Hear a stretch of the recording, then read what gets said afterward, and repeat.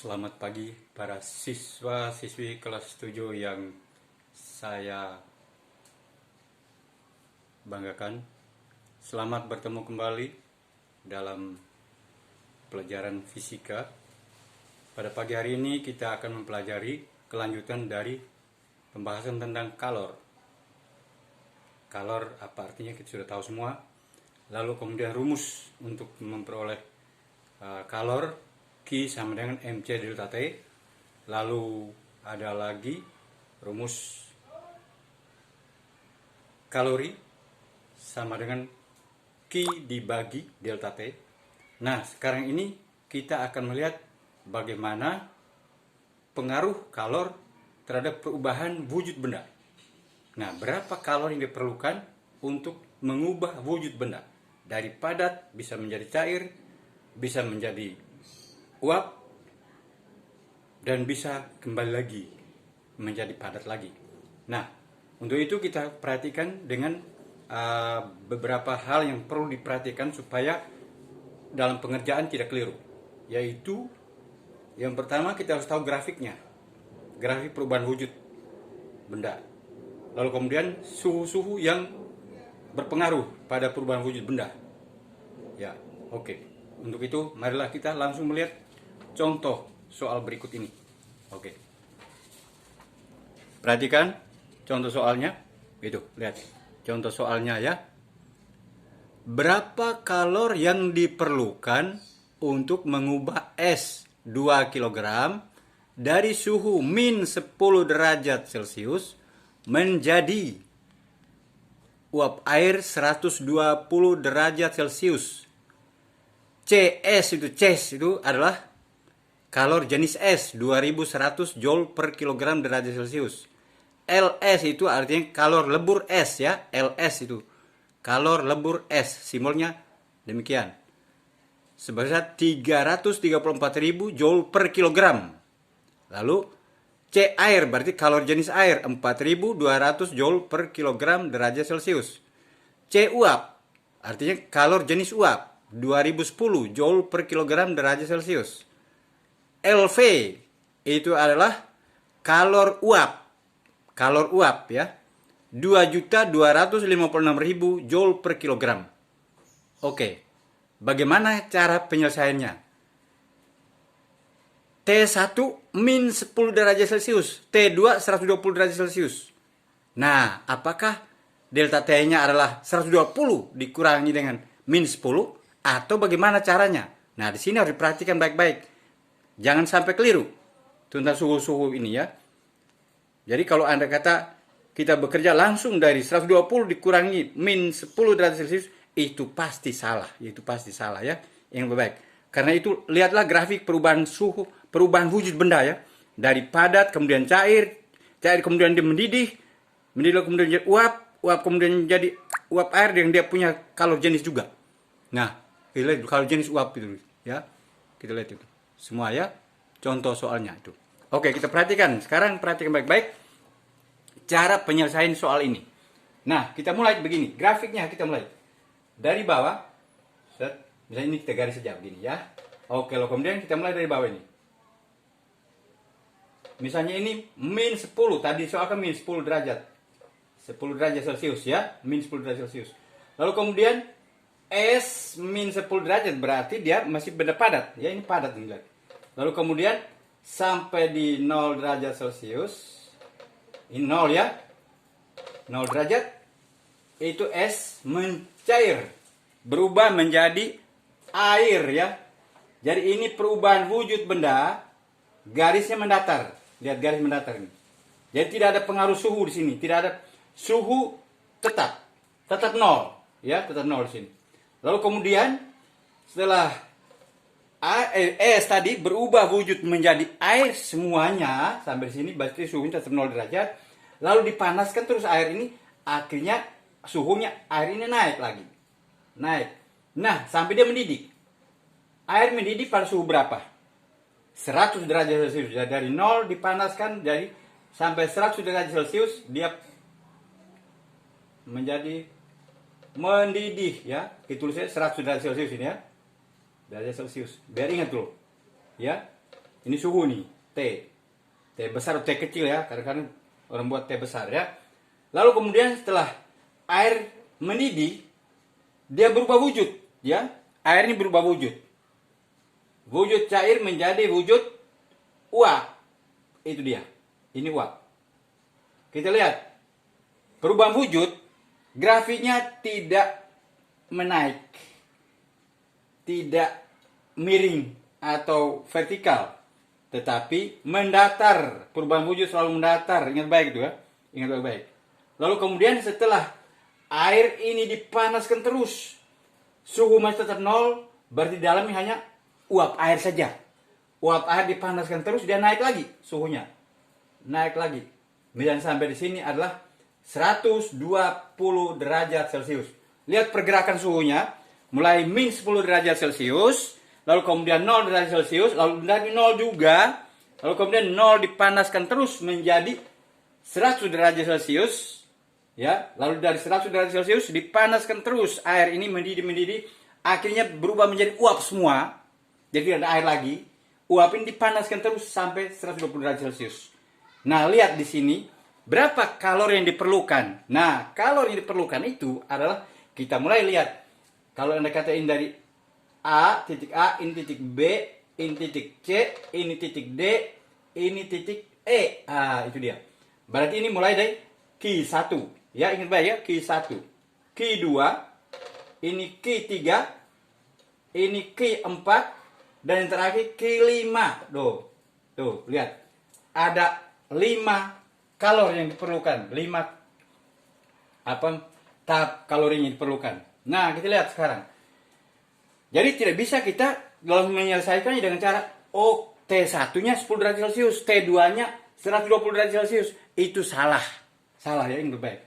Karena di dalam proses es ini benda padat diubah menjadi air seluruhnya lalu menjadi uap seluruhnya. Berarti ada proses perubahan wujud. Perubahan wujud itu membutuhkan kalor tersendiri lagi. Kalor yang bekerja pada perubahan wujud ini tidak kelihatan, maka sering disebut dengan kalor laten. Kalor laten, kalor yang tidak kelihatan. Ini ya. Q2, Q4 itu kalor laten di sini. Ya. Oke, rumus masing-masing beda-beda. Kalau garisnya miring naik, itu ada delta T-nya. Miring naik ada delta T-nya. Miring naik ada delta T-nya. Tapi yang lurus tidak ada delta T. Suhunya sama. Suhunya sama. Ya. Berarti yang ini rumusnya Q1. Nah, kita lihat ya Q1 berapa. Oke, kita tulis ya. Q1 sama dengan M kali C kali delta T. Nah, delta T. Delta T berarti perubahan suhu. Dari T2 di sini kurang T1 di sini. 0 dikurang min 10 berapa? 0 kurang 10 berarti 0 tambah 10 kan? Berarti 10 derajat Celcius. Masanya berapa tadi? 2 kg tadi. Ya, yang ditayangkan tadi 2 kg. Jadi 2 dikali berapa? 4.200. Bukan. C dari S tadi adalah 2100. Ini dilihat itu. 2100 kan? CS 2100. Lihat tuh. Itu 2100. Jadi CS 2100. 100. Dikali delta T-nya berapa? 10 derajat Celcius. Jadi sekarang jadi berapa nih? 2. Ya dikalikan saja. 2 kali 2 4. 2 kali 1 2. Berarti 4 2 0-nya 3 kali. 1 2 3 joule. Ini Q1. Nah, ini papan kecil. Nah, kita tulis Q2 di sini ya. Q2 berapa? Q2 rumusnya awas beda. Rumus untuk yang garis mendatar itu ML ya. MLS. Tadi kan ditulis MLS ya. MLS berapa tadi? 334.000. Tuh.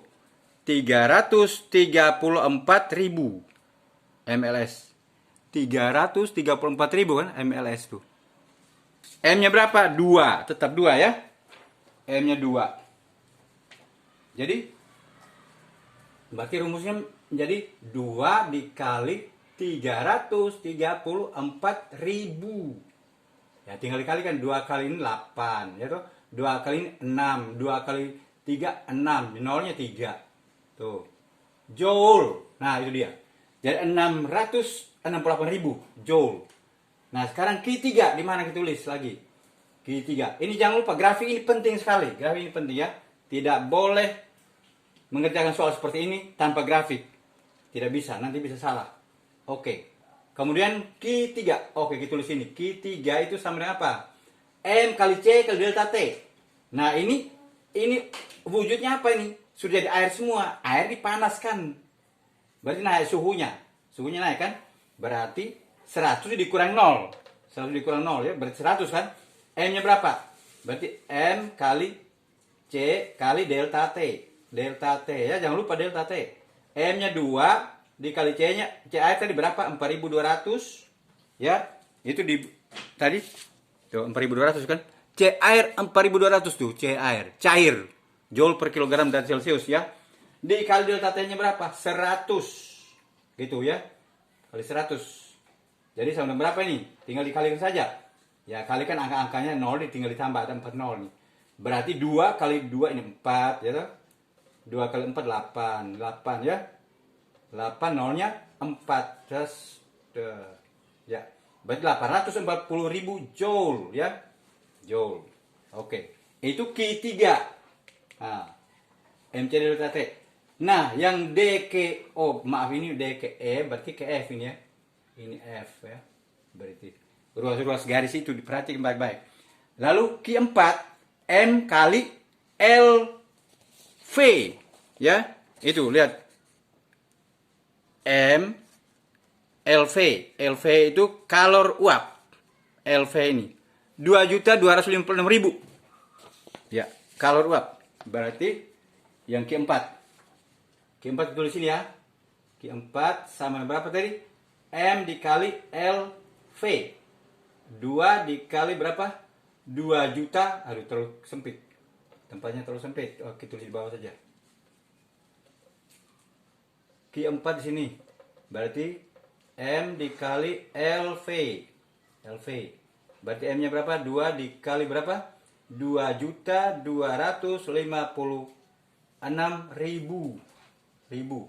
Berarti sama dengan berapa? Tinggal dikali-kalikan. Berarti sama dengan berapa?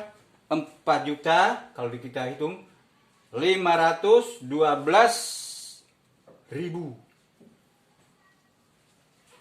joule. Ya, joule. Nah, sekarang yang terakhir Q5. Ya, ini apa? DKE ini tidak ada perubahan suhu. Berarti tetap 100, di D 100, di E juga 100.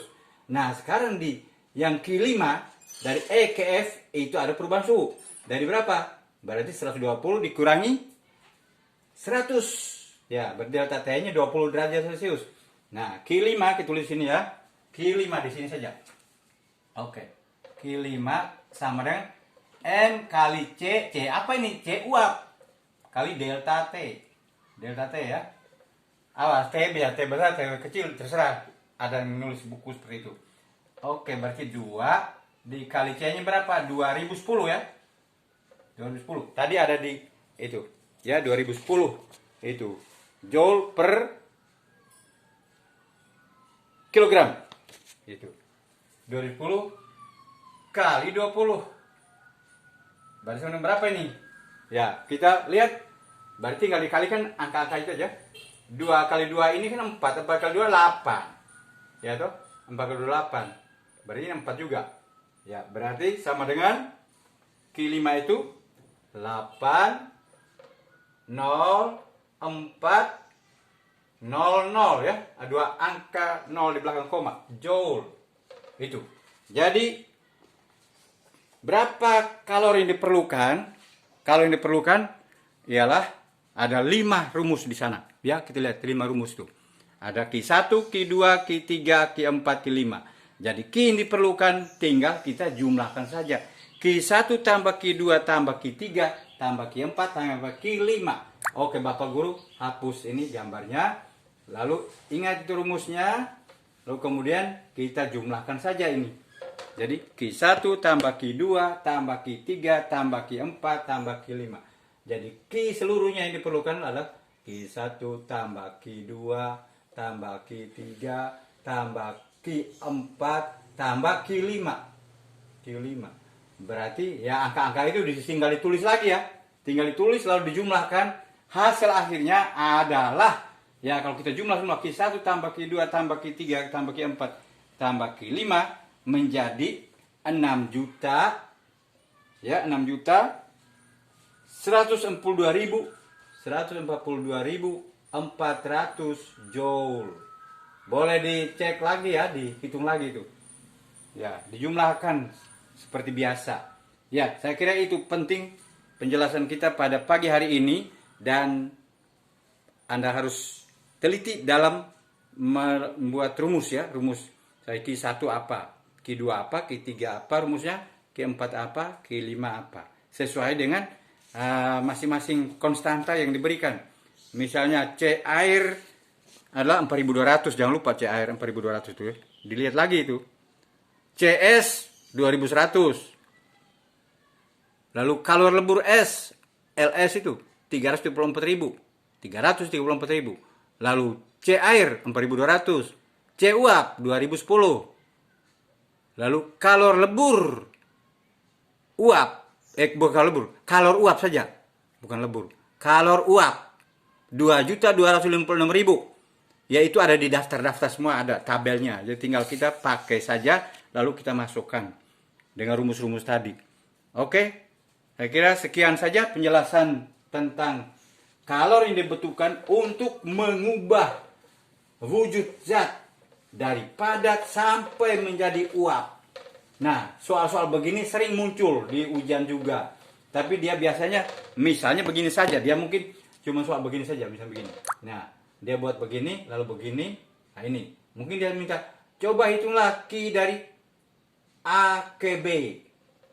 Nah, dia tulis begini, hitunglah dari A ke B, berarti ML ini, atau MLV, atau MLS ini ya. L itu kalor lebur, mungkin kalau besi berarti kalor lebur besi berapa. Kalau besi dipanaskan dari suhu berapa, lalu sampai suhu berapa ribu, dia mencair, beda jadi air kan. Ya. Air ini terus dipanaskan lagi. Nah, begitu. Lalu kemudian mendidih jadi uap. Nah, itu dia ya. Oke. Sekian dan terima kasih atas perhatiannya.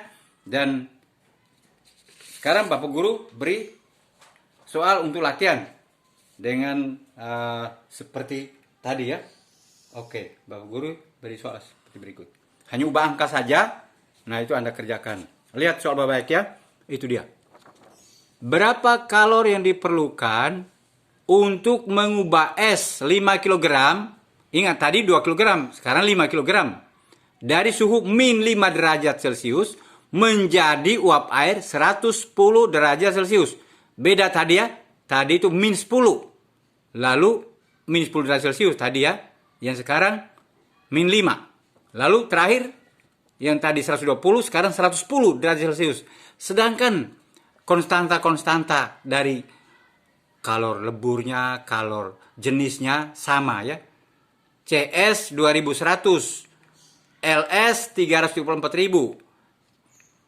C air berarti kalor jenis air 4200. LV itu kalor uap air 2.256.000. Lalu C uap berarti kalor jenis uap 2010. Hitunglah kalori yang diperlukan untuk 5 kg es. Ingat, kalau 0 dikurang 5, berarti kan 0 tambah 5 ya. Oke. Selamat bekerja. Semoga sukses. Oke, nanti Bapak Guru foto lagi ini lalu masuk di tugas. Mohon dikerjakan di tugas kelas ya, jangan di forum. Di tugas kelas di Google Classroom. Oke, terima kasih.